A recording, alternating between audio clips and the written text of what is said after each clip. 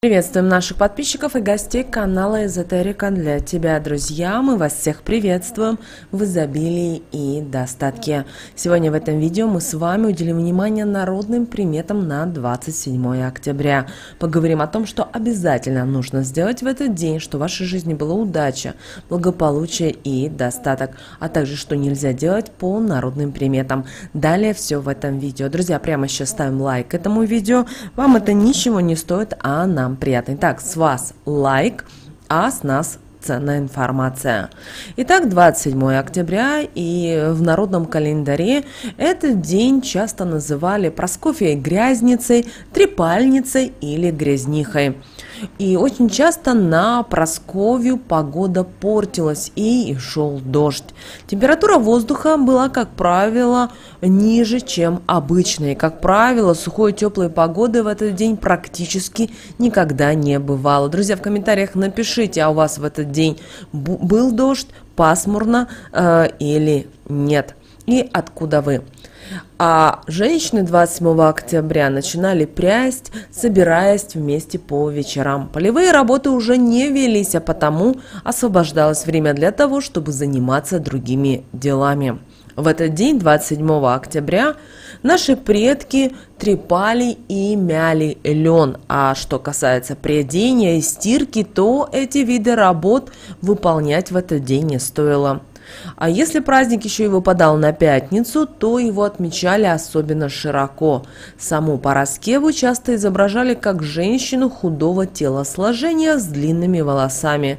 Говорили, что Параскева является защитницей беременных женщин. Чтобы не лишиться ее помощи в процессе родов, беременные ни в коем случае не расчесывали волосы по пятницам.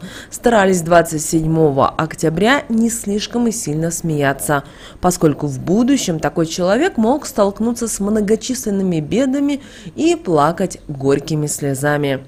Обязательно 27 октября задабривали домового. Для этого выносили для него еду во двор, чтобы в будущем скот хорошо водился и не болел.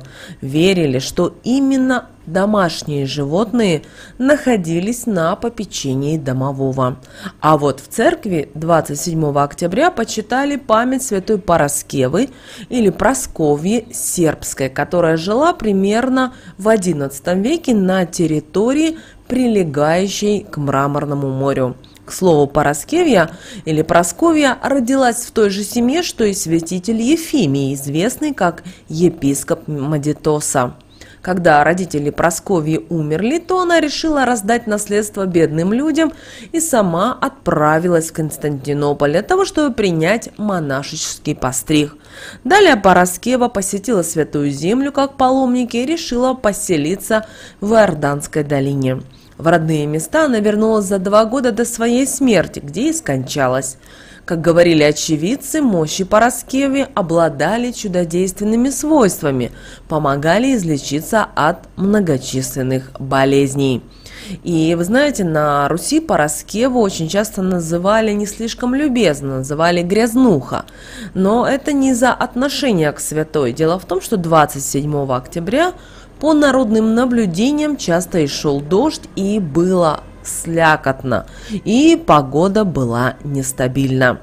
При этом погода могла рассказать, когда же ждать зимы. Если было сыро, грязно на дворе и до сухого снега, до настоящей зимы оставалось тогда 4 недели.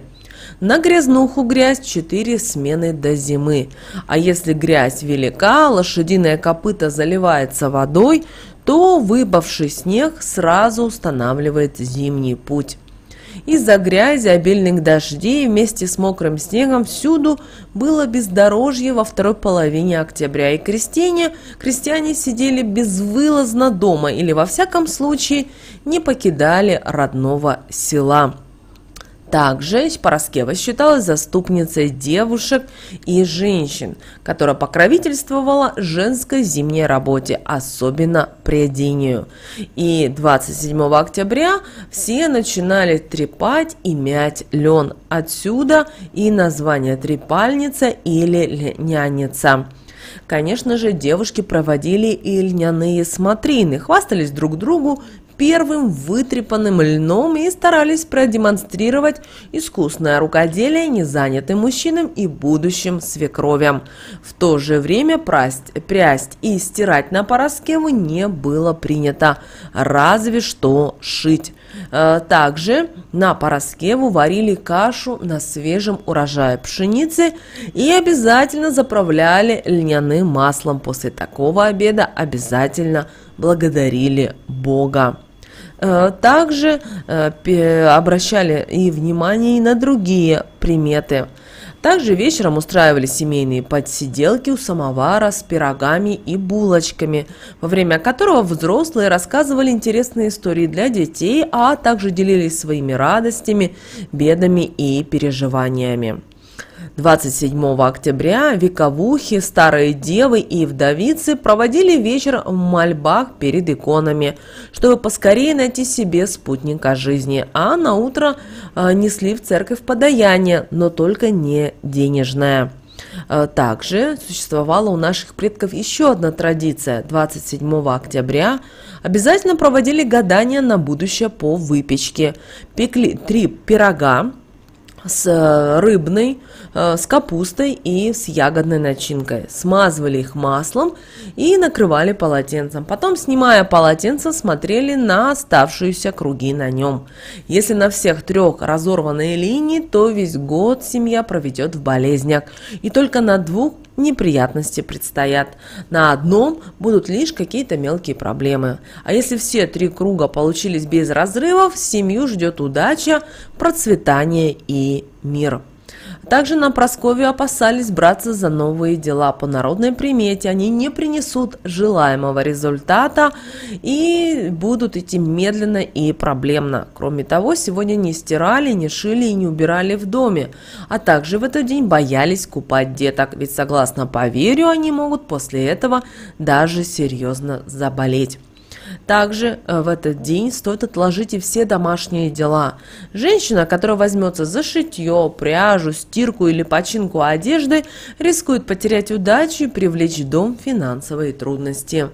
Также в этот день не рекомендовалось отправляться в дальнюю дорогу. Она окажется тяжелой, опять же возникнут препятствия и непредвиденные обстоятельства. Также не рекомендовалось женщинам в день Параскевы грязнухи вечером сидеть дома. Надо было нарядиться в лучший наряд и выйти на прогулку для демонстрации своего рукоделия. Тогда по народной примете все проблемы обязательно пройдут стороной. Домоседок же ожидают неприятности на работе, в том числе и финансового характера, а также семейные хлопоты и заботы, которым конца и края не будет. Запрещено было 27 октября смеяться, иначе в будущем придется слезы горькие лить, притом очень часто. Поэтому не стоит в день Параскевы грязнухи смотреть веселые телепередачи, комедии и читать юмористические книги. Также в этот день запрещалось беременным расчесывать волосы. Эти процедуры иначе отвернут святую от женщины в положении, поэтому роды пройдут тяжело, а ребенок может родиться больным. Но в то же время на Параскеву грязнуху нельзя было отказывать беременным. Тот, кто откажет будущей маме в ее просьбе, будет наказан сильными болями в теле. Также 27 октября не стоит начинать и новые дела.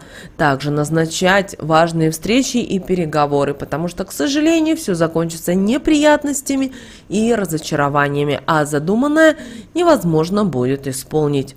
Также в старину 27 октября не купали и маленьких детей. Это верная примета к серьезной и к тяжелой болезни. По народным приметам считалось, что человеку, который родился в этот день, придется очень много трудиться для того, чтобы добиться счастья в своей жизни. Но вот благодаря своему трудолюбию человек может добиться и больших высот. Но в то же время человек, работая очень много, может полностью забывать и о своих окружающих. Это было главным недостатком людей, которые родились 27 октября. Но что же касательно снов, то этот день примечателен тем, что приснившиеся сновидения зачастую бывают вещими. И обращаем ваше внимание, что людям, рожденным 27 октября, придется много работать в жизни, чтобы добиться успеха и осуществить поставленные цели. Тем, кто захочет достичь материального благополучия, при этом не прилагая особых усилий, необходимо носить при себе амулет из желтого топаза. А желающим обрести уверенность в себе и в собственных силах следует обзавестись талисманом из минерала красного цвета. Вот такие, друзья, народные приметы на 27 октября. С вами, как всегда, был канал Эзотерика для тебя. Обязательно подписывайтесь на наш канал, обязательно ставьте лайк этому видео, обязательно поделитесь этим видео с теми, кого вы любите, кого вы цените, кому вы желаете мира, любви и гармонии. А прямо сейчас на экране, друзья, вы видите два прямоугольника. Это следующие рекомендованные видео для вас. Нажимайте на то видео, которое вам на интуитивном уровне понравилось больше, и смотрите. Всех вам благ, услышимся в следующем видео.